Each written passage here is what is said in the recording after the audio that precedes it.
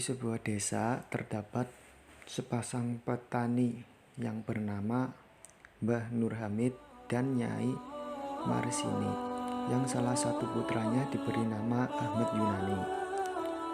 Gelar kiai memang tidak diperoleh dari proses disertasi, hafal ayat kursi, apalagi sebatas menghitamkan dahi.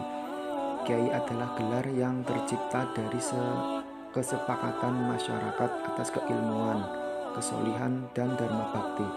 Ya, walaupun kini gelar kiai bisa diperoleh dari TV, dari MUI, dari partai politik, bahkan tidak sedikit orang yang mengkiaikan diri sendiri.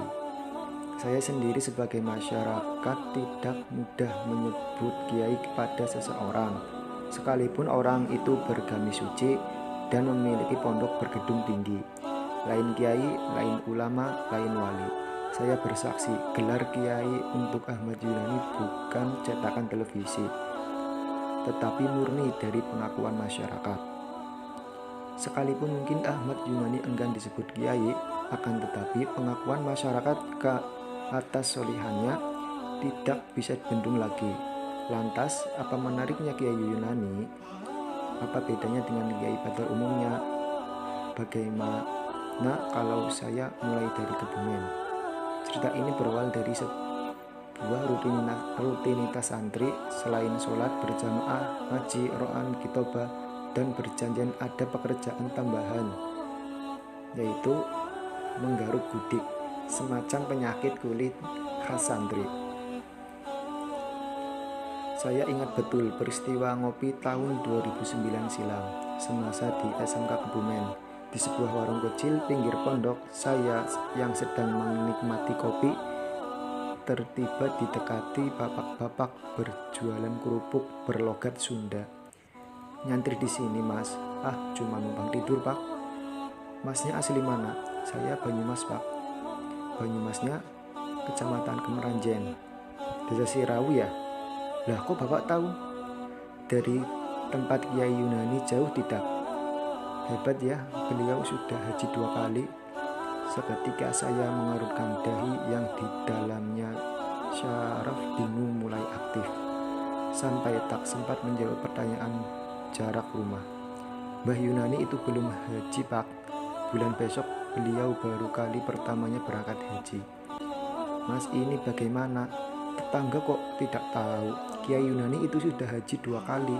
Kalau bulan besok berangkat, berarti sudah ketiga kalinya." Dengan percaya diri, bapak penjual kerupuk menjelaskan fakta yang dia tahu tentang Kiai Yunani. Sebenarnya lidah saya ingin membalas, "Bapak kan orang jauh, tahu apa tentang Mbah Yunani? Saya ini tetangga dekatnya." Untungnya jawaban kasar itu masih sempat saya tahan. Cerita tentang bapak penjual kerupuk kita simpan sejenak. Mari pindah ke lain cerita. Tolong nanti saya diingatkan agar nyambung dengan bapak penjual kerupuk. Nyantri di Kebumen memang atas restu dari Mbah Yunani, tetapi ada pesan tambahan dari Simbah Kiai Yunani, yaitu maksimal jatah pulang saya setahun hanya sekali. Sebagai santri beling, tentu saja saya melanggar pesan dari Mbah Kiai Yunani itu. Hampir setiap bulan saya pulang ke Sirau, Banyumas, rindu pisang goreng buatan ibu di rumah. Lebih berat ketimbang rindunya Mila pada Dilan. Saat ada kesempatan pulang, pernah sengaja saya main ke rumah teman berusia paruh baya di daerah Adipala, Cilacap. Rumah itu ramai pemuda yang bertato, berambut gondrong, dan bercelana bolong. Saya yang malam itu kebetulan memakai sarung mendapat perhatian khusus dari nenek yang sedang memegang tasbih di rumah itu. Nenek itu adalah ibu dari teman saya. Nenek itu menyapa, "Masnya baru pernah ke sini ya?" "Dari mana, Mas?" "Iya, Mbah, saya dari Sirau." "Oh, pasti santri Kiai Yunani yang sudah haji 3 kali itu." Saya merinding seketika. Otak saya langsung menuntun saya ke peristiwa ngopi di Kebumen beberapa bulan lalu sebelum Mbah Yunani menunaikan haji perdananya. Ternyata ibu teman saya di Cilacap dan bapak penjual kerupuk di Kebumen punya kesimpulan yang sama tentang jumlah keberangkatannya haji Mbah Yunani. Saya mau menjelaskan pada nenek itu tentang fakta yang saya dan warga Sirau tahu tentang Kiai Yunani yang sebenarnya baru haji sekali. Kala itu saya hanya batin, wah Mbah Yunani bukan orang sembarangan, kepada beberapa kerabat dan rekan santri.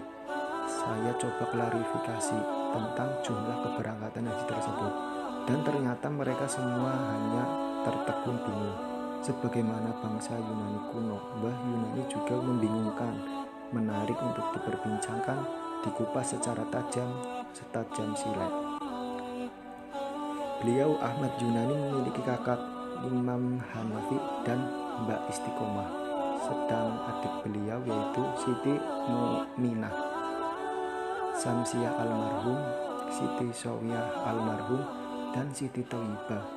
Pendidikan formal Yunani kecil dimulai dari MI Nahdlatul Nasyin yang berada di tempat kelahirannya, Desa Sirau, Kecamatan Kemeranjen, Kabupaten Banyumas.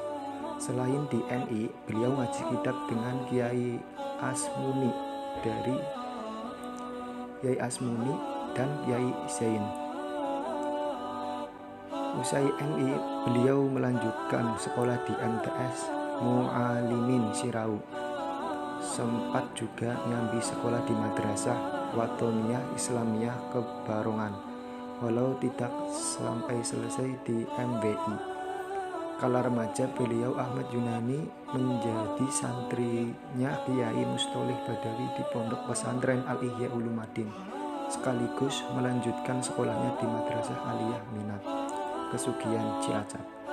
Usai lulus MA, Kiai Mustolih Badawi menyuruh santrinya Ahmad Yunani melanjutkan kuliah di IAIG. Ketika hampir wisuda, Kiai Mustolih kembali menyuruh santrinya untuk menghentikan studinya. Tentu saja Kiai Yunani nurut atas perintahnya. Pernah juga beliau Kiai Yunani nyantri di Ploso, Kediri, dan Pandeglang, Banten. Tetapi yang paling lama beliau nyantri di Kesugihan, yaitu sejak tahun 1979 sampai tahun 1994. Setelah mungkin tak lama kemudian beliau menikah dengan santri yang juga mondok di Pondok Pesantren Al-Ihya Ulumuddin Cilacap, yang beralamatkan di Kota Majenang, putri dari pasangan Bapak Kiai Haji Bahrudin dan Ibu Nyai Haji Umi Athoilah yang bernama Nyai Haji Nikmatus Sholihah. Beliau merintis berdirinya pesantren dengan cara yang sangat sederhana. Beliau memulainya dengan sebuah pengajian yang beliau rintis sejak bermukim di Desa Sirau. Pengajian tersebut dimulai pertengahan tahun 1998 dengan menggunakan sistem sorogan bertempat di dalam atau kediaman beliau. Ketika pengajian baru dimulai, hanya ada 4 orang santri yang ikut mengaji. Tidak lama kemudian, jumlah yang ingin mengaji semakin bertambah mencapai 50 santri. Sehingga sekitar tahun 2000, Kiai Ahmad Yunani mendirikan sebuah majelis taklim dengan nama Nur Rahman, yang pada akhirnya pada tahun 2001 diresmikan menjadi Pondok Pesantren Nur Rahman.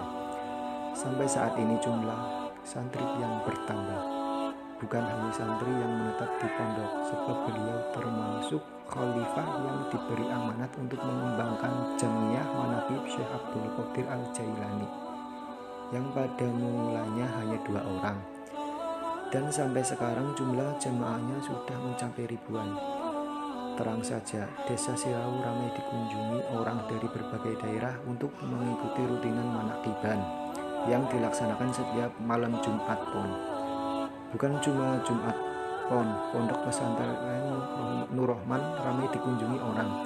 Hampir setiap hari Mbah Yunani dipenuhi orang dari berbagai kalangan yang membawa kepentingan masing-masing, sekalipun Mbah Yunani sedang pergi ke luar kota. Mbah Yunani kerap dimintai pertolongan tentang seluruh persoalan kehidupan masyarakat, dari soal pendidikan, penyakit, perjodohan, karir, politik, sampai soal kehilangan motor atau sebatas pitutur nasihat dan saran. Pernah kala itu saya sowan meminta Mbah Yunani mengikhtiarkan sakit gigi saya supaya sembuh. Waktu kecil saya dan sakit gigi memang seperti sahabat karib. Sambil memijit jempol kaki saya, tiba mungkin Mbah Yunani memanggil salah satu santri senior. "Kang, tolong ambilkan palu, kayu dan paku." Waduh, ini maksudnya apa? Gigi berlubang saya kena air putih saja sudah nyut-nyutan. Lah kok mau dipaku, batin saya. Dengan tenang, Mbah Yunani menyuruh saya memegang gigi yang berlubang sembari beliau menuliskan huruf Arab di atas papan kayu dan memukulkan palu di setiap hurufnya. Singkat cerita, nyut-nyutan di gigi saya perlahan reda.